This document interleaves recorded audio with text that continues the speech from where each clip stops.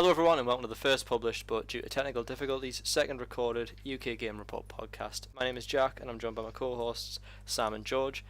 Sam, why don't you tell us a bit about yourself first? Hi, so pretty much I've been around in, League of Legends. I've tried to get into the scene anyway since about 2016. League's pretty much all I play, to be honest. Really enjoyed Overwatch CSGO, but don't really have the skill for it. So, yeah, just try to get into it, and I just kind of love everything esports. So it's good to be talking on a podcast about it. Yeah. And George, why don't you tell us a bit about yourself? Very similar to Sam, mainly based on League of Legends. This was a game that we all played. Yeah, it's going to be something that's really prevalent throughout everyone's intro, really. More, I used to like watching CS:GO and Call of Duty as well as League of Legends, but now I'm more steering towards Rocket League and Overwatch, as well as League. But it's that's basically it. Yeah, and to round it all off, like I said, my name is Jack. I, similarly to Sam, started playing League of Legends about the same time and have been, after a year away from the game and the competitive side of it, trying to get myself back into it now, and just sort of really get engrossed in the UK scene as opposed to just the overseas scene and all that. And on the topic of the UK scene, this is probably going to be a very UK LCS, not UK LCS, UK League focused episode this week, because pretty much the biggest news in the UK scene is the ESL Spring Premiership qualifiers being done, and the results of which we can get into right about now. So, actually, I have to mention one of the organisations that competed in the qualifiers for this tournament, the Newcastle Jaguars. Last week we managed to secure an interview last week with two of the owners of the organisation. Unfortunately, they couldn't come back for this. Yeah, this week they've went missing, but we'll see what we can do to get them back at the end of the programme and see if we can get some words out of them. I'm sure they'll turn up. What about that? I think they will. But let's talk about the teams that qualified. We've got, as I'm looking through now trying to find out, Wind and Rain, Diabolus, No Org No Problem, and Misfits for the new teams qualifying, although a lot of the teams have been around, and XL Esports, M&M Gaming, Nerd Rage Pro, as it's been called, and Enclave Gaming. Those are the teams that successfully qualified to the first tier of the Premiership, which it is operating on a two-tier system, and I don't think they've actually released any details about the second tier yet. No, second tier is up in the air at the moment. No. It's definitely going to happen because it's been confirmed by the person who manages the ESL Premiership. But what's going to happen in it? Who's going to be in it? Well, it's kind of been confirmed. It's going to be that 8, but and what the format's going to be, it's still. Well, there was 20 teams. There was actually 21 teams that competed, or at least registered to compete. So some people are still going to miss out. But I'd imagine the teams that sort of went 2 and 2, or 1 and 3 throughout that qualifier will probably go on to qualify for that one. I imagine. It depends, because 15 only made it round through the knockouts. One of them dropped out. Then there was also after the qualifiers, which is why tier 2 is a bit up in the air. A couple of teams have disqualified, have disbanded. Yes. And there's a lot of controversy around that, but we'll get to that later. So tier 2 is kind of up in the air, but it is being confirmed as happening. It just might only be 4 or 5 teams. Well, I think it's going to be 4 because no, not 4. Well, I don't know how. They said they were going to match it. They were going to be 8 in the top tier. But are there going to be 8 teams who actually can compete in it is sort of the question at the minute, because a lot of the teams that compete also didn't actually have an org. So again, although a team without an org did qualify for the top tier as well, so yeah, literally no org, no problem. Now yeah, looking for an org. I'm assuming that someone will pick them up before the actual games start going on. I mean, if they're in there's no point not being represented, Suppose best start off with the best performing team, certainly, of the qualifiers. That'd be Misfits, or Misfits Academy, or however they're referring to themselves. I mean, everyone expected it to be a good performance from them. Stiff Sim, they were referred to as during the qualifiers. Stiff Sim, Stiff Sim, which did threw us a little bit before qualifiers started, because we didn't realise who they were. But yeah, expected when we realised it was Misfits that it was going to be a strong performance, and no surprises really. You know, some players. Honestly, I can't really speak for all the players on the team. I don't know if you guys know a bit more about them, but I mean, I managed to see 2 of the games that they played, and they just look like the strongest team coming into it. In Oh, my easily, opinion. I'd say like, well, I'd say easily. I mean, they were the best team. They went undefeated. I think they would have went undefeated if like I went through a full tournament format. Yeah. They've got experience on the side. I think Diabolus and Wind and Rain also had some really, really experienced rosters, but the players on Misfits were really good, and Yeah, you could tell definitely. experience. Like Misfits knew what they were doing when they put the team in. So Although they were fortunate to get a bye into the quarters because the team they were playing in the round of 16 did drop out. So yeah, I mean, top seeded. yeah. Yeah. Oh, is that what the case was? Was it because of the top seed? Ah, Yeah. fair enough. Well, yeah, no real surprises pulled there. The next best team, at least in day 1, was Diabolus, which we experienced, I believe, did we? No, we did not. didn't No, play didn't play Diabolus, Diabolus. no. No. Didn't play Played Wind and Diabolus. Rain twice. Yeah, that was the one. Yeah, that was Wind and Rain I was trying to think of. Diabolus, yeah, in the podcast, which unfortunately will now not see the light of day, we did cover Diabolus' team, and we thought that they would be a really strong squad going into it, didn't we? Yeah, Oh, but massively, yeah. I would argue that when we're talking about like the second strongest, I think it's arguable that a team we're probably going to move on to next is just as strong, which was the Wind and Rain. I think they played extremely well as well. Wind and Rain, who managed to have to sit through 2 Wind and Rain games. Yeah, they were a very good team. I think. I mean, that was the other. I think those were the top 3 because like Wind and Rain were like the experienced challenger roster. Yeah. They've done challenger series before. They've got a decent, they're a decent org. They've got a lot of backing and support behind them, a lot of fans and everything as well. So, I think just by name you'd know that Wind and Rain were going to qualify. But obviously Misfits, Wind and Rain, and then that Diabolus roster. Obviously Diabolus kind of came out of nowhere into the LoL scene anyway. And they Yeah, picked they up really some did, didn't well-known they? role players. Yeah, I'm pretty sure they picked up is Eminem's old roster, was it Diabolus? I think. Pretty much, It yeah. was one of the one that was picked up an old roster. It was one of It was Manolite / Eminem, wasn't it? I don't know Yeah, which yeah, org they were yeah. under at the time.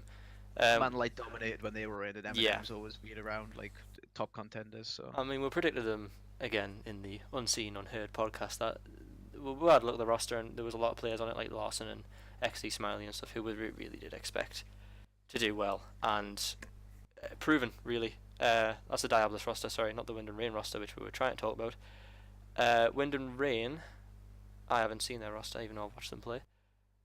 it's some like really well-known challenger players. Yeah. And, some that have been around before, but Well, I don't know a great deal of them personally, but it's a type of team where like. Well, we know a fair bit about them now, I suppose. They've got good funding. Definitely. They're a decent side. I mean, it's the same as Diabolus. Diabolus have got good funding. I was looking into it the other day. What happened was when they've been backed by a large social media company. Okay. That has a esports page and a sports page.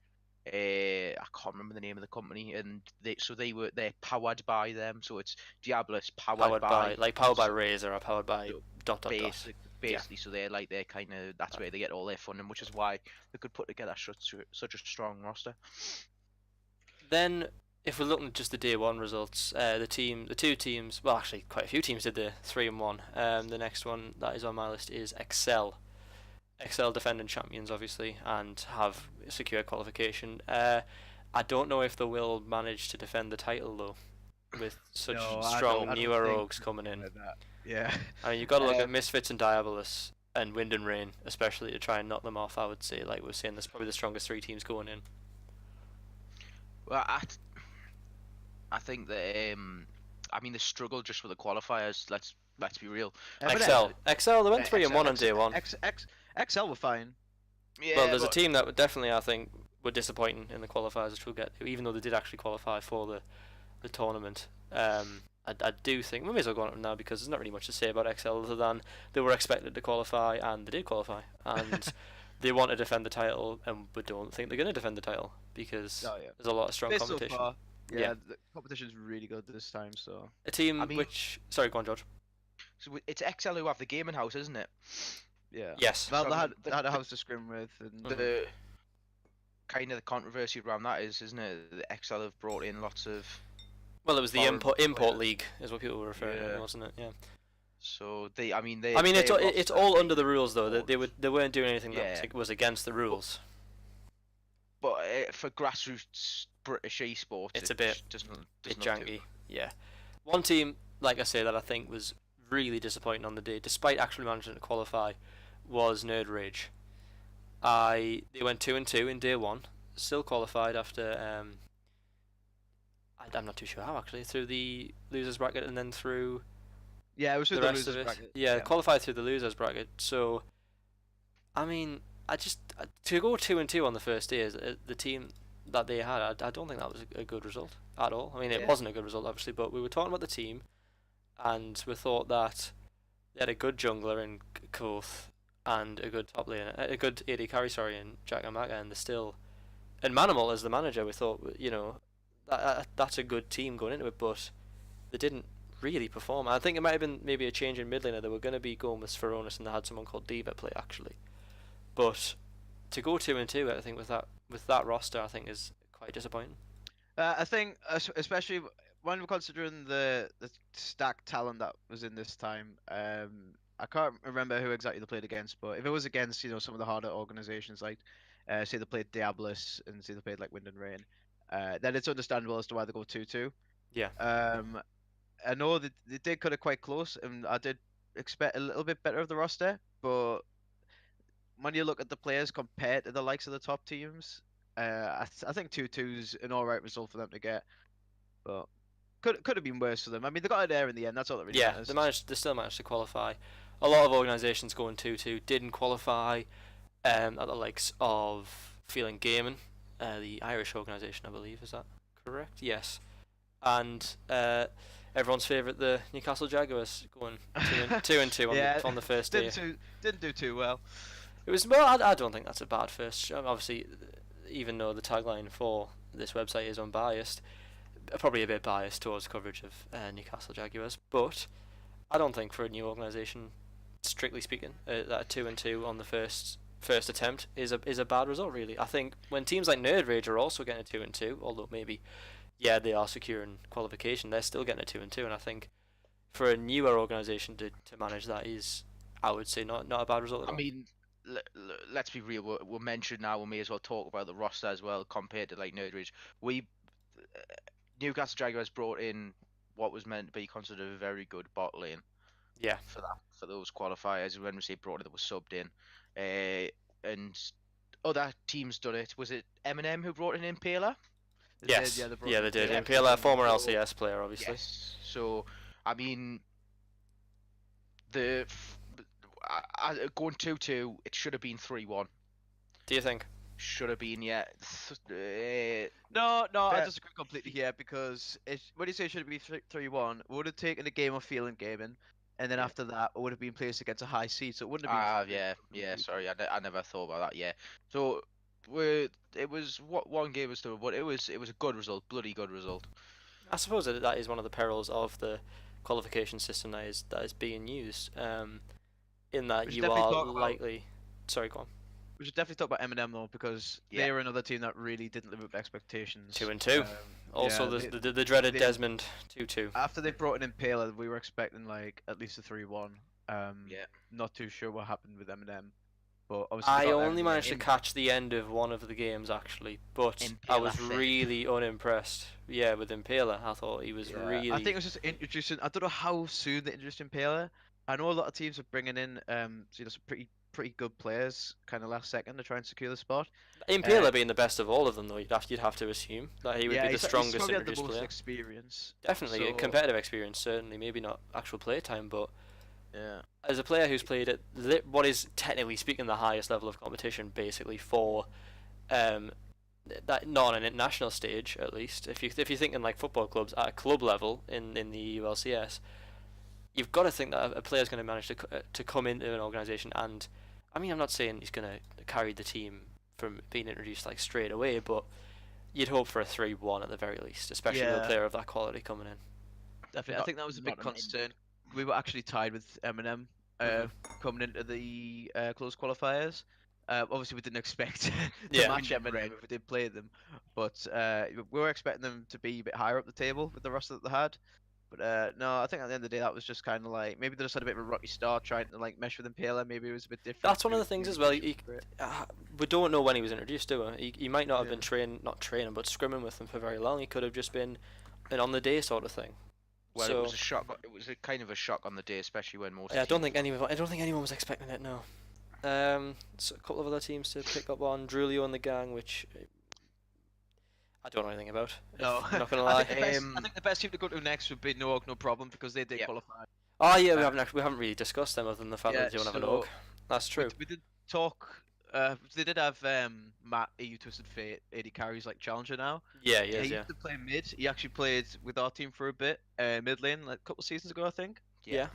And now he's like a challenger AD carry on this team. He's improved so much, and that team is like, it's kind of proof that talent is the way forward. Yeah, definitely. You don't necessarily need to get, big name talent. There's a lot of homegrown UK talent as well, and it might be, a way to say maybe you don't need the orgs, the managers, and the coaches, and if it's just kind of 5 guys playing together, know each other, they're happy to commit to 2 days of playing league and playing to the best, and then maybe the talent's going to stick out over the kind of like investments and all the. It might be a bit too early to tell. One of the I kind of a counterpoint to that. I agree, it was brilliant what they've done, but if you look at kind of when they played against us, the roster they had was arguably they'd been playing longer together. Though it was a little bit more stacked. They had some players that were better than ours. I mean, if you look at our top laner who performed well, he hadn't really been playing League of Legends and stuff, whereas we had that back staff that supported it, and it came down to one team fight at the end. We came back. It did go down to the end team fight, but we were behind for the majority of the game, so I think it was like, it's just would we have even come back from that though without coaches going in between games and telling them, like they were saying, like our coach was saying in between the game before that, the Hyperion, and then no problem, switch the vision, and they did. I think realistically we won't know. Yeah, I think that's a bit sad set. Like you won't be able to tell really. It could be down to that, and it could be just who knows? I suppose the best reveal the big secret. The big secret that that Sam and George are referring to is the fact that they are the managerial side of Newcastle Jaguars. It's been alluded to, and more will come later on. It has been teased, and I don't know if you would be able to clock that, but yeah, the we in that situation is Newcastle Jaguars, of course. As opposed to the team that me George just entered, the best plat silver duo going at the moment. I thought we had a good chance, but. You guys were. I was going to name a team that didn't compete, but I don't actually know because they didn't compete. So, Young Gamers and White Knight Gaming, is that? Did they actually play? Did they play a game? They did. They just went out straight away. Okay. I think the next big one we should talk about Hyperion. That's a good talk. Yeah, Hyperion were the first game for the Jags, were they not? No, it was New England. That was New England. Sorry, it was the second game. When we played Hyperion, we were expecting a very close game. We thought their roster is kind of similar to ours in terms of like different types of like rookie players, and you've got some actual like stacked talent on the team. And when it came down to it, we just kind of went, right, boys, you know what to do. However, we did. Hyperion were maybe, I think they were 6th seed coming into it, so it was quite an upset. They went 3-1 in the opening, so to take the upset from them was kind of big, Yeah. While we're talking about Hyperion, we can kind of talk about at the same time. We can kind of talk about Singularity as well. Oh yeah, Singularity. So Hyperion and Singularity kind of in the same boat. They were kind of like, they came in quite a high seed. They were expected to do really well then they both unfortunately not qualified for tier 1. No. And then both of them have disbanded. Have they disbanded since? That's interesting. Not as an org. Say the team has disbanded. I was about to say the org's probably. Well, Hyperion hasn't even really officially disbanded its team, has it? It's just I don't know anything about that. It's just up in the air. Singularity Singularity definitely have. I'm sure they definitely have. Would you say Fax that? has left the team. Would you say Singularity going 2-2 in the first day is a disappointment then? For the Considering level the of last for the split, level of quality on that team, do you think 2-2 is a poor first day? unless I'm not certain who other teams play, because obviously we were really focused on the Jags at the time. But if they Yeah. played one of the top 3 teams, then I'd say no, it's okay. Other than that, given the fact of how big an org they are at the moment, especially in like CS:GO, and the fact that we're in the finals last year against XL, I don't think they should have been 2-2. And maybe they put the roster together quite late. Maybe they just underestimated the I think it was. competition. Yeah, I think it was more the fact of. I think you had some very good teams in there, and I think no one was really going to compete with No Org No Problem. Not No Org No Problem. Sorry, Misfits. with Misfits and Diabolus, and I believe they played one of them. I'm sure I watched the game, and the chances. I believe it was a close game, but the chances of them beating them were quite slim. So I think you're talking. I think they had a rough time to be able to get the 3-1. Yeah. If you think But about it, even Singularity came into the tournament as the 8th seed, and 2 teams seeded below them have qualified in M&M Gaming and Nerd Rage, who were seeded at 10 and 11. And teams around the teams who got the same result were seeded way below. Like for example, Newcastle Jags got the same first day result as Singularity did, and also failed to qualify. But they were 4 seeds, well, placed 4 seeds below. And obviously, it's hard to tell seeding wise. I mean, because there's so many new orgs and new players coming in all the time, the seeding doesn't often mean a lot. But it's a bit telling in this situation. If a team is seeded 8th and 2 teams lower than that can, I mean, maybe one can cause an upset, but 2 teams below the 8th seed also, they qualified and Singularity didn't. So I think that is a disappointment. Yeah. Yeah, I mean, obviously best of ones, it's really hard to tell because Yeah. there is room for upset. I mean, I imagine if we had a game with Hyperion, it would at least go like 3 games.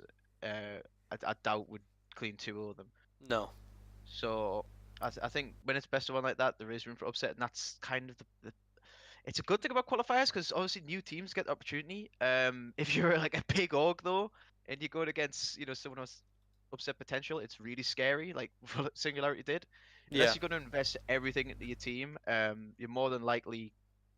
Well, not more than likely, sorry, but there is a good chance of an upset. So I don't know. Maybe if they did put more time into it, try to put a better roster together. I mean, they had Fax, who's like a really, really strong AD carry. Yeah. And he's no doubt going to get a good team after this. But They had a Artorias top lane as well. Who yeah, Taurus is like massive top laner, especially in the UK scene. So just missing out on that with like such a stacked roster, it could just be down to upsets. It could be down to underperforming or bad backroom management. And you've got to think the games that they did win were against what can be quite easily argued, apart from Enclave, as inferior opponents, really. Because they won games against Digital Warfare, Enclave, and Feeling Gaming. Obviously, Feeling Gaming, a bit of an unknown, but definitely considered an inferior team. The games they lost, they were against probably better seeded teams, definitely, apart from Nerd Rage, I believe, actually. But yeah, apart from Nerd Rage, but the rosters that they lost to would definitely, as a team, stronger. Maybe not certain individual roles, but they lost to No Org, No Problem, Diabolus, Nerd Rage, and Misfit, and everyone that they lost to has went on to qualify. So it could be an unfortunate victim of the perils of this qualifying system. Yeah, no, that's a good point. I mean, a lot of teams, Hyperion were really, really like high rated coming into this. No Org, No Problem were like, they don't have an org. They're just Yeah, kind of exactly. remember someone saying, "Oh, there's kind of a bunch of randoms put together." But evidently they were some of the best teams I've played. So it could just be the case of being underestimated, or they've just been unlucky with the seed and actually put together good teams. I think one of the other things to discuss after it though is the reaction of players and some staff on Twitter afterwards, even though the whole point in this tier 2 is to improve the UK, because I mean I was talking to our LoL team manager about tier 2, and he was saying, and which I completely agree with, in the UK scene usually what happens is you've got these people from like Singularity, Hyperion, who are all whereas last split they would now all not be playing for a split. Yeah. But now you've got the tier 2, you've got arguably the best players in the UK all now have a league to compete in. Yeah. And what they've kind of everyone's went and done is kind of dismissed the tier 2 as a joke, really, on Twitter. And it's well, one, it's not good for the scene, and two, I don't think it puts you off in good light as a player. Well, I think that is Some of the coaches, some of the lads I understand were genuinely really heartbroken, and I get that, but I don't think you need to not come back for tier 2. I think the tier 2 is there for everyone to be able to play, for everyone to be able to improve, but not only that, but improve the UK scene, so it's going to be better for them in the long run, where more investment will go into the UK scene, more bigger teams will be looking at the UK scene all around. It's better for the players really than it is for orgs. I'd agree with that. Yeah, it's kind of all been dismissed a bit, and I think it's a shame. One of the risks with a second tier system is that once you introduce what can be assumed as a lower tier, the people in the lower tier are never going to be happy to be there, and the people in the tier above are always going to think that they are better than the teams below them, even if maybe that's not true. So I think it's part and parcel with the introduction of a second tier, but I do agree. I think the main point I think that you're right about is it's time for the players to play at a competitive level, because if you think about how many UK based players actually make it into a larger organisation, say in the LCS for example. It's improved now. It's improving. I would say it is. Yeah, I agree. Alfari, Maxwell, Kasing. We've got some good names. Obviously, they're not Denmark or anything. No. But you know. But there's a lot of talented players. Spanish league as well, because the Spanish league is improving a lot. They're getting a lot of investment, which is, I mean, they just had the Go for LOL, and then they had Domino's sponsor a league over there. Yeah. And then that was because Spanish players kept playing in them. So it's the same with the tier 2, whereas you keep playing in it, you're improving it. You play on teams when you were in there, and then eventually the tier 2 becomes just as challenging as tier 1, because you've got these players below you that are pushing you. I think I want to do what you're doing. It only serves to improve players. Maybe not mentality, because some players will get stuck in the sort of mentality of, if I'm in the second tier, maybe that's because I'm a second tier player, and they might not want to try and aim for that. But I do think that apart from the risk of first tier organisations taking players from second tier organisations who stand out but maybe not in a strong team, apart from the risk of that sort of, not poaching, but the idea of swooping in and taking a team star player, I think that is another risk of a tiered system. But at the minute, I don't think it's too much of an issue. I don't think it will be for a little while yet, but it does give teams like Singularity, who obviously are backing of quite a major organisation, and they've failed to qualify for what is, if it was a one-tiered system, the only real competitive league in the country. It now gives that organisation, it allows them to still compete and have their name out there, which I think encourages organisations to want to compete more. Because if you're an organisation and you're taking that one opportunity at getting into a competitive league, and you fail at the first time of asking, you might not try a second time, which is proven with Singularity disbanding the team. How much you invest. Yeah, it's like Singularity really expect to qualify, and I expect them to qualify as well. Most people did. So when you put in that much, I can understand when the players want to leave. And if you are a team like Singularity, you expect to be, a top tier team. They don't want to, I suppose, waste the time in the second division. And I think a lot of players do think they're above the second division, because the UK scene itself does have a really big ego problem. Yeah. And a lot of players will think they're above it. I mean, there was a player from on Hyperion, actually, because when they didn't qualify, he's been a bit of controversy with him on Twitter. He's called Aether. He killed his career. Yeah. I mean, there is a lot of toxic UK players, so who knows? Maybe not toxic. He was clearly upset by it. I'm not going to really give my opinion on it, because it's everyone's entitled to their own opinion and everything. He wasn't happy with the fact that they didn't qualify, and he doesn't want to waste time in the second league. And that may be the case for some people. This might kind of be like make or break. They might have invested a lot into getting into this league, and then when they don't, that's everything kind of gone, which is a real big shame. But at the same time, I agree with George. It is placed to improve 100%. If there are kind of like some don't want to say no name, but newer players to the scene, and they want to make an impression. The best place to scout players is going to be the division below, really. Absolutely, yeah. We have scouting grounds and all that, which is great. I really like the idea of it, but this is kind of like scouting grounds all the time. Yeah. And other than scouting grounds, where like maybe some of the Go for LOL tournaments, maybe you could pick up players, or on the off chance you see a guy in Challenger and or in High Diamond or whatever, and you see him in a few games, but a second tier honest, is just really good for scouting purposes. You're absolutely right. The best person to talk about stuff like this and get on, and it would be interesting to have on, is actually our team manager. He knows the stuff, especially about the UK scene, and he knows how to grow teams in it and everything. And I think it would be really interesting to talk to on here. Yeah, let's see what I can do about that. It's interesting. It's worth noting actually, Hyperion. What happened? Because they had a strong first day. Like, Oh yeah. they took wins from Public Enemy, Nerd Rage, and No Org No Problem. I think they were the only team to give No Org No Problem a loss. I think I'm correct in saying that. And they took a loss. They took a loss from Wind and Rain, which is a strong team, as I've already mentioned. But then to go into the second day in the closed qualifier and lose to Just Here for Fun, which I don't know what they were competing under, but that is what they're under on the ESL.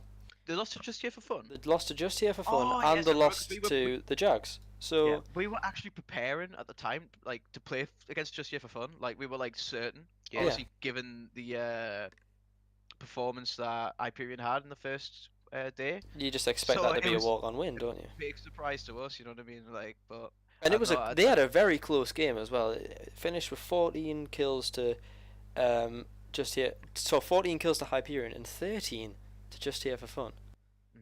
That's a really close game. Casper going 5-0-3 on Tristana, and then the only real standout performance being Aether, who went 6-0. I guess Van Gogh went 6-3 as well, but Aether maybe feeling a bit justified in the fact that he actually did perform very well the entire Oh, yeah. qualifier. So maybe But obviously he's been hit worse by it, definitely. It's not saying that he's justified going on and have a little bit of a rant on Twitter. That's fine. Like, you can say, "Oh, I didn't perform very well," whatever. I don't feel like I'm thinking that's all right. It was his actions after that which are really we're gonna need to be neutral. It's not for us to comment on. No, it's not. It was his actions after that. I'm not excusing it, but I'm just saying ruined his chances in the team. And it's a shame because a player of that quality who played that well, he could have got picked up by a different team quite easily, I would imagine. So, on the topic of players getting picked up, No Org No Problem, obviously looking for an org, we assume. Do you think that Singularity could go in for them? Oh, that's actually a good suggestion. Well, it makes sense actually because It would, yeah. they didn't qualify when they expected to qualify, and then they did qualify when no one really expected them to. So I think the easiest way for Singularity to get back into it, they might not want to take all the time and investments of preparing a team for summer in case it doesn't happen again. I think, with a team like that, it could just be the case of they might not want much, They might just want an org to be there to give them any sort of backing, and then perhaps help with land and everything like that. And obviously, Singularity's a team that could easily do that. No, definitely. I think that's a really good point. I definitely think that could be the case. Or could a team like Hyperion want to come in for I imagine if any organisation, I should say, is going to try and pick up that team, it probably will be one of the ones that fail to qualify. Or do you think maybe they might want to try and go it alone? They've already qualified without an org, so why not see how well it can compete? I don't think Singularity and Hyperion will be allowed to go for them this split. Because it works out, you're only allowed to change 3 players, aren't you? No, 2. Is it 2 players or 3 players you only allowed to change in the official roster? Yeah, but there's nothing about changing an org, I don't think. It's So- interesting. It might be a great Technically area. speaking, the No Org No Problem could be a team. There could be No Org No Problem powered by Hyperion, powered by Singularity. If you get what I mean. Like, I don't know if this is Or within the rules, or Hyperion, yeah. If the No Org No Problem roster doesn't change, but Singularity just pick up a sponsorship or whatever, like in quotes, I don't know if that would be a problem because the team itself hasn't changed. They've just picked up, quote unquote, a sponsor who just so happened to also sponsor a team that competed before. It probably should be looked into whether it is in the rules or not. And I would see a good case for it being a bit against the rules, to be honest, because it is a bit funky if you can not qualify with a team and then just buy the league, so to speak, and pay for It's definitely a been brand done new in team. NALCS. Yeah, it's been. I'm not saying it hasn't been done, which is why it's an interesting yeah. case, because you can't do that sort of thing in football. Or if I think it's the easiest real life, sport to compare it to in esports/sports. Football's probably the easiest comparison to make, especially within the two league system or two tiered system. And organisations, generally speaking, well, I think it's a pretty much universal rule that an organisation can't own two teams in the same league. But what about owning, or at least sponsoring two teams at different times in the same league? I don't know if that's actually allowed or not. Yeah, I mean, the ASL, it's it's a good league. I don't know if it's fully developed in terms of those kind of rules. I Yeah, think there shouldn't really be a problem with them sponsoring, especially. As far as actually getting the team, I think it could happen. It just depends, Singularity are a good organization. They'll know what to do. I don't know if they'll still want to invest in the league, but I mean, if league isn't really where the money is in the UK, I'd say it's more in CS:GO. Yeah. So, and they do have a good CS:GO team, and they've invested a lot into Very that. good. So they might just want to focus the rest of their expenses into CS:GO instead of putting everything back. Well, to be honest, it depends what No Org No Problem wants. Yeah, Whether the they want players a might want salary to. Yeah. or not. Yeah. The players might want a salary. If they don't have an org, they're not playing for a salary. I doubt they turned So- down a salary. I'm about to say, No, yeah. I'm not. Yeah, but that's what I'm saying. Singularity might not pay them a salary because they might not want to. They'll say to them, right, well, do well in this split, and they might start paying them a salary. But to pick them up, they're not getting a salary anyways. They'll have that support and backing of an organisation that they wouldn't have. Well, that they don't have currently. That's the thing that, like, I mean, if you're looking at the spring Premiership, you've got to think Misfits and Wind and Rain are probably the two highest value teams in I terms would of actually competition. include Do you think Oh, yeah, we're Diabolus as talking well? about, well, I'd say Diabolus in terms of No, the and team how much have. they can compete? How well they can compete for the If how title? well they can compete, I think Diabolus could win it. I don't think they're the favourites to win it though. I think think Misfits Red are Bull obviously might the be favourites. favourites. Yeah, Misfits are favourites, and then I would put Wind and Rain just behind them, Yeah, I would too. Yeah. and then I would put Diabolus. But Diabolus' team really know what they're doing. It's a really really good team. No org, no Um, problem. With an organisation behind them, I don't see why they couldn't challenge that as well. If because they're obviously playing without coaches and analysts, and they've proven that you don't need to. But if they're playing that well without it, with it, how well? What is the cap for them? You know? Yeah, I mean, the players themselves aren't really known for the level that the others are. No. And then again, what you're saying, yeah, we could find exactly how well the How teams good actually could are they doing be? this. Yeah. Yeah. Well, I think that's it's worth thinking about anyway. Do they need an organisation, and if they get one, will they be able to compete at the highest level? And on the topic of organisations, I am of course joined by the owners of a very illustrious organisation Who? Well, that's When they join? we're about to reveal all actually. So you may have caught this earlier, but my co-hosts George and Sam are in fact owners and operators of the Newcastle Jaguars esports organisation. So if you want to take off your your co-host hat and put on your Newcastle Jaguars management hats, Newcastle, yeah. Newcastle that's the Jaguars one. Yeah, snapbacks available now. not actually quite, available now. not available at all. They will be available soon though. Fingers crossed.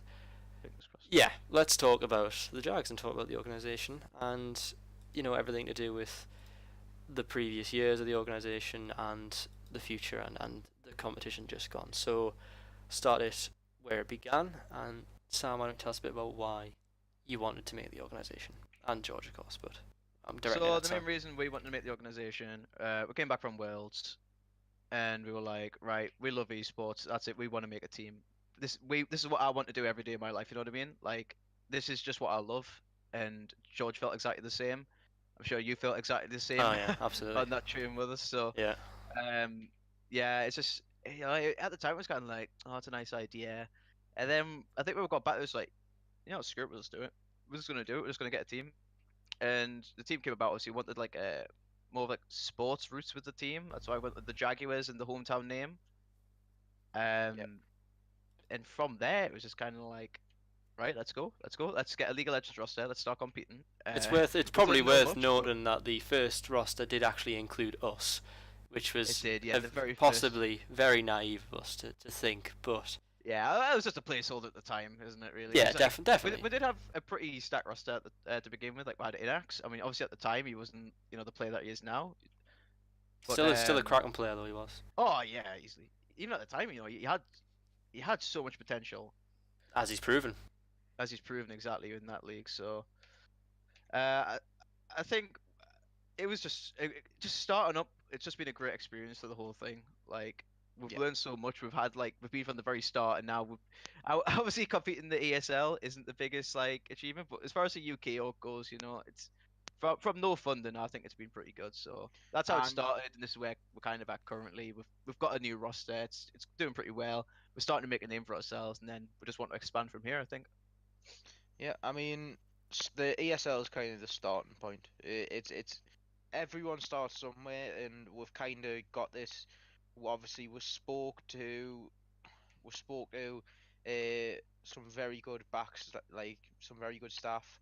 We spoke to them. They were we're lucky enough to get them on board, and they were very happy to help with, and we've been very lucky in that aspect. They put that amazing roster, the amazing roster we got together in like 3 days. Yeah, That's how long we pretty much give them, and they put it together, and they did brilliantly. Let's be real, they did brilliantly for how long they had, and so I think we've we've done well, and I think it's, it's a good starting point to move on. it's worth noting that you know, when we're covering the ESL in a journalistic sense, we can't be biased, but at this point it is strictly speaking an interview about your team. So to say that they really, I think, did do fantastic in going 2-2 in the first time of asking, I think is a result that I don't think anyone really expected. I mean, in the coverage of the qualifiers, no, we weren't really mentioned, and we would never really considered a team to watch. But I think after watching the games, I think the games were very entertaining. I think there was some good stuff being played, and especially in the League of Legends sense anyway, because obviously the team does have other branches, and we will get to that. I think the league team performed really well, especially in the time given, and like you said, the only funding has came from your own pockets. And I know, George, you were trying to get in touch with sponsors, but at this point there is no financial backing for the team. So similar to the No Org No Problem guys, it's not a team with a load of funding, but still managing to compete, especially certainly in the UK scene anyway. But it's not all about League of Legends, despite this podcast being all about League of Legends. Tell us a bit about the other teams that you've got and the other branches of the organisation. Do you want me to do this one, sir? Yeah, you've dealt with it pretty much, haven't you? You've been halfway all about league. He's been all everything else. He's been like. So currently we have a Rocket League team full of rookies. I mean, they've already done one tournament. They got beaten the first game, but that team then went on to like pretty much win the tournament. They went through all the way through the final and got beat by the other best team in there. Yeah. So they were like, but again, that was their first tournament, prior tournament settings. The one of them does have a little bit of experience, but his experience is 1v1, not 3v3, and they're growing. We're encouraging them to grow. We've got them a coach, so we're just leaving them see what they can do, and then we'll take it from there. I've been in talks. We've got one FIFA player. I've been in talks with another one. Looks like we're probably going to have two, who will be competing in the ESL. We're in talks with someone else to build an Overwatch team and a CS:GO team. So we are very much expanding upwards and outwards in esports, and hopefully with all of that we'll get some backing, and we'll eventually be able to fund all these teams going to LAN and competing at a high level. What would you say, obviously the team's mainly and heaviest involved in League, and League of Legends is already the biggest esport in the world. What do you think is the next biggest priority for the team, and where not necessarily all of the energy is going to be directed to, but where do you think the team should go other than League next? Well, I'll just quickly say I think the next best thing especially in the UK scene, is to be going towards CS:GO. Um, there's great potential in it, and also it does seem like there's a lot of UK CS:GO talent, and that's something I really want to get involved in. And I do love the scene. I love watching the sport itself. I say sport, e-sport, no controversy here, lads. Uh, I do think it's really, really good. And I think it's exactly what we need as a team. I think it's the next step forward. Overwatch as well. With the introduction of the Overwatch League, with all the regional teams coming from all over the world, I think if we've got a team like Newcastle Jaguars, we've got some sort of regional pride there. I think we'll fit in well to the Overwatch scene if that's what if that's the next Definitely, step yeah. forward in esports. So I'm quite looking forward to that as well. Yeah. You mentioned grassroots and the fact that it's a regional thing, and that you're very much focused on expanding the brand of the northeast of England, especially. Is there anything else in that area, in that region, that sort of compares to what you're doing right now, that you know of? In the region, if we're talking about the northeast of England, I don't think there's anyone doing anything like us at all. Like there's the esports. one thing that's going on, which is the doing like a minor land tournament up here, but Of that course, fit, isn't the team, but like no, there is no, still a bit of a scene up here. So it's not we're not the only kind. No, of I'm not saying that there's no esports in the northeast. I'm just saying, is there another organisation that you know of that is putting the same sort of level of commitment to the organisation? No, not within the now. northeast. No. Yeah. Well, Sam, I know you competed in a few LAN tournaments yourself with the. Sorry. Would you like to tell us a bit about your opinion the on Belong Arena those? Clash. Yes, the Belong Okay, Arena yeah. Clash at Game.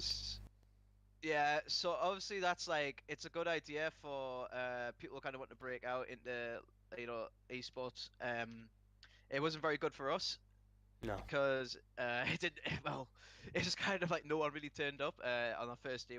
A level 12 support with like a platinum diamond team. So there's not a whole lot we could do. But everywhere else, I think it's been run really well.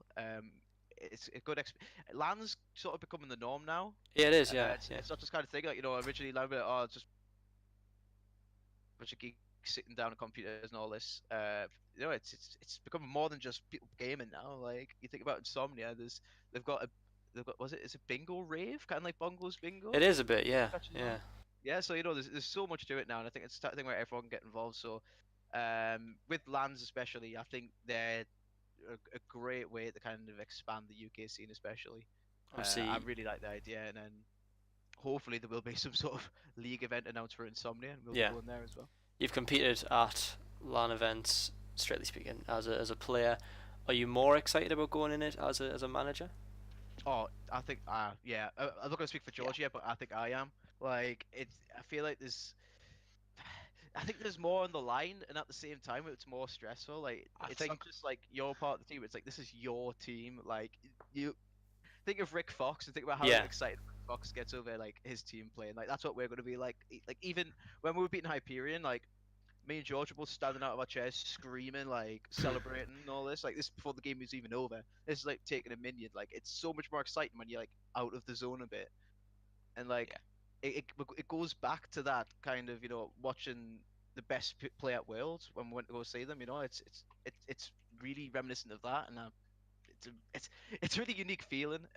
It's great. I love watching the team just as much as playing. I mean, I love playing League, but yeah, I can't wait to watch them at LAN. We've had even just planning it, and like we've had stressful moments, we've had like exciting moments, we've had fun. Like even just starting to plan it is like a roller coaster. So we can't wait until we're It's stood there. expensive. Yeah. but it's worth it. In my opinion. Stood there in the crowd with our jerseys on. I'm so desperate for a jersey, man. I'm so desperate for a jersey. We'll hook you up. Yeah. We'll tweet out when the jersey is available. Don't worry. I'll be fine. Yeah. No problem. Hook us up. I want to be one of the first owners, for God's sake. I want everyone in Leeds to be wearing one. I'll see what I can do. I'll see what I can do. Out in the streets. Please. I don't just mean like university. I mean everyone. Every single person in the West Yorkshire area supporting a team from the northeast of England might be a bit of a tough sell. You got a better chance of spotting Diabolist from Manchester. Oh, they actually, I didn't know that. I Yeah, thought, they- I just, when I hear it about an English organisation, I always just sort of assume London, Yeah. because yeah, they're me all too. there, aren't they, really? Yeah. There's a few. I'm not sure if it's players, but there's definitely a lot of people involved in UC from Newcastle. Just no orgs or anything. Well, No there's orgs. one org. Well, there's one. There's one. Yeah. Yeah, there is. There's just the one. But no, I think Manchester. It's great. Like, I'd love like Manchester to host more as well. Like, oh, that's ideal for us. Yeah, It's be absolutely it's only bloody, 2.5 be absolutely hours. bloody ideal for me. They Like, do, I could drive there. do host one tournament. Is that but true? It's solely for university students, I believe. What was that, the Newell? It's not the Newell, it's another one. I can't remember what it's called. I'll have a little look. You just keep talking. Yeah, have a look.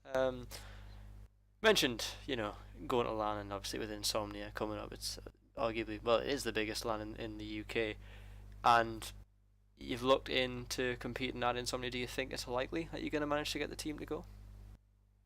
I think if the team's committed, and we've got like a team settled and everything's sort of following, the kind of like ESL backlash where every team wants to try and disband. Yeah. We have quite good hopes with our team. We've remained positive. We weren't expecting a Division 1 spot after the first week. We knew the talent that was in there. So, I think yeah. I mean, we do we do still need the sponsors. I think to kind of get the best for our team. But I think even without that, we could afford Insomnia. We could get our team to go. It'll be great coverage from the team as well, and hopefully they do win something then because. Yeah, I think I'm looking forward to it. I think Insomnia is great exposure, really, because when you think about not just how many people in the competitive scene, but how many sort of streamers and YouTubers in the gaming scene in the UK end up going to Insomnia, I think it's a crazy number, and being able to sort of meet and greet with them in a way is a really good opportunity for marketing for your organisation, for the organisation.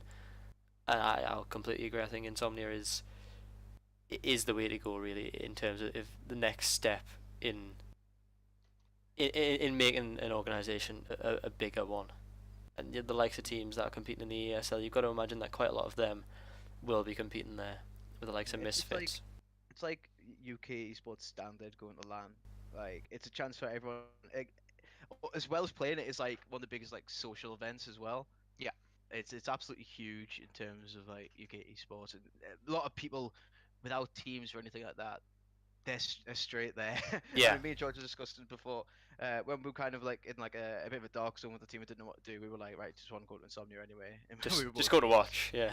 Yeah, I mean, just watch, celebrate, go get absolutely smash at this bingo thing, play some games. They do a lot of stuff. It's kind of like an actual kind of like what can I like an E3 type thing. It's more than just a LAN. It's like a convention almost. Yeah, exactly. Yeah, a convention. That's it. A large amount of other things on the site, as not just the competitive gaming. Is there anything else going into the future for the organisation that you're focusing on other than LAN? We've got kind of a year-long kind of plan. So we're hoping mainly it revolves around the next few weeks with sponsors. But we kind of would like to have an office and be doing it full time by next year. Not getting paid loads of money, getting paid enough. I think I'm not sure full time next year is really what we were aiming for. I think we would like to do it full time. Maybe many years down the line. I don't think we'd be able to sustain ourselves when most esports teams operate at a loss. Yeah. I don't think I'm gonna be able to do that. I'm not quitting the day job just yet. It's a dream. It's the dream. Yeah, that's the dream. Just be completely committed to esports. Waking up esports. Probably go home more esports than go to bed. I think dream about esports. It's one of the things to probably focus on with the organisation is that no one involved in the organisation try that again. No one in the organisation, at least to my knowledge, is in it for a paycheck. Everyone behind the scenes and on my end, on the media end, and your end, and the management end, no one's really doing it because they want money. It's all about sort of the passion for the sport. Let's throw that contentious word out there. Go on, for the sport. Yeah, it's a sport. It's an electronic one. It's all about the love for it as opposed to the possibility of profit. And as you rightly mentioned, there's very few esports teams who make a profit, which is why you see larger teams like sports teams backing them up now because they need that funding. Yeah, the franchising is good for the NA teams, but there was definitely a statement, I think it was H2K put out, talking about how most teams don't actually get any sort of like significant. I mean, this obviously you talked about paying salaries and all that, and people who are involved will do that. But as an organization as a whole, I don't think they'll make significant profit. You got to put so much into like player salaries now because I'd say esports might be trying to like fill its own boots too quickly. I feel like it might be the case that we're trying to push it as legitimate kind of sport and not having the actual backing for it yet. Now that isn't the case in North America with franchising. They have the money, they have the backing, they've got no risk of relegation like the NFL. It's all there and set for them. They'll be doing fine. Obviously, you have to buy in with a lot, but the orgs that can afford it saved it. And it comes back to an article that Dom Sacco wrote today. I think it was Dom Sacco who wrote it. Yes, Talking about how kind of like it's like the death of grassroots esports if franchising is the way forward. Imagine like a team like us, there's been no way in it for us. It's like it's starting kind of a football club with your friends and expecting to be in the Premier League. Yeah. it's kind of why we're doing it this year. I think this year, next year, and probably the year after, especially even in littler scenes like the UK scene, is the only time that grassroots esports is kind of gonna go forward and work. Because I think you're talking after the next couple of years, even these leagues now, they are going to be filled with other like actual sports teams, air quotation, because they are. Well, it's kind of starting to go that way. I mean, It's franchising, like Sam was saying, yeah. Yeah, but you're looking at the amount of people that are like the amount of football clubs that are like getting FIFA players. Yeah, absolutely. Yeah. FIFA esports is going to be littered with football clubs soon. Not one of them will be making money off it, but it'll look really good for them. Yeah, which definitely. Is what's going to happen probably with esports. Do you think then there's a risk of esports, especially at not a local level, but certainly at like a national level in the UK and like smaller countries? Do you think there's a risk of it being a bit of a bubble, and that eventually there's going to be players being paid probably too much, and it's be non-sustainable, and there's sort of be a esports collapse, so to speak? Obviously, never a risk in America, but do you think that could happen here? No? Why not? No. I don't think it could collapse, but I do think I feel like with esports it's so easily accessible, Yeah. and everyone's so involved in it. There'll always be a home for esports somewhere. I think orgs, I don't feel like orgs like TSM, FaZe, Cloud9, they'll be going anywhere, no matter what happens. I think they're kind of set now. A lot of orgs start up and don't make it anywhere, and maybe it may be the case that a few years down the line, the small orgs can't pick any players up because of the prices that they need, and then. Well, I was discussing this with when I've been telling people about what we've been doing. A lot of them have been like but then especially the bit that gets me, which is where I think esports is going to really start growing now, is parents. And I know it sounds crazy, but I was saying to them, it's so accessible. Esports, that's why it's grown, because you don't need to say if you bought your kid an Xbox and he's really into Overwatch, you don't need to get up at 9 o'clock on a Sunday morning to take your kid to a field where it's damp, it's cold, the only thing you can get's a cheap, horrible cup of tea. You get to sit in the house in While your they jobbies, practice, get yeah. your nice warm cup of tea, lovely cup of tea, nice bacon sandwich, while your kid's upstairs doing what he loves. No, I Which think is you're absolutely why right. Yeah. It's so accessible, and the same as with it not being on TV and it being based on the internet, you don't need to like plan your day around it. So let's say if for up here Newcastle United's playing, you're gonna plan a time to either go to the pub or you're gonna plan a time when you're gonna be home to watch the match. It's all accessible there on the internet. You don't have to pay for replays or VODs. It's all there for you, it's so accessible, which is why it's grown and grown and grown. Well, you don't have to pay yet, but there is a distinct possibility that there could, at some Yes. point in the future, be a subscription-based service where that is the only place that you can access esports. And I think that is I think that's probably the way it will go eventually. I don't know if it'll be for any time soon, but I do think eventually it will be pay to watch, like the likes of football. If it becomes profitable enough for broadcasters to make it so that you have to pay, I don't see any reason why they wouldn't do that. I think at the moment what they would need to do is they would need to take it off Twitch. They need to stop making it so easily accessible. They can like get on one of those shady websites to go and watch a stream of it, and it'll be taken by like ESPN or someone like that, you know. It'll be I an don't, American organization, I think. Yeah. I don't, I I don't don't think it's see going it to go that happening way anytime for a soon, long, but long time. No, neither do I. Just for the simple fact of the people who are running esports at the minute are not in it for money. They're in it for passion and love. They have a passion. I don't know if I don't know how true that is, like, but Well, Yeah, I mean, you could argue the big orgs are in it for the money and they see an investment. You wouldn't see so many big, like basketball teams, especially come in because the CEOs like, I love esports. Rick Fox does love esport, no doubt, but he's got to see a potential investment in it. You know what I mean? that's the problem with franchising is franchising is there to make money. It's not done for no one franchises a club for passion. I'd argue. Exactly. Apart from maybe I Rick think Fox, I guess. it may be a necessity to make esports legit because you can't really make money from it otherwise. I do like the franchising idea in some aspects.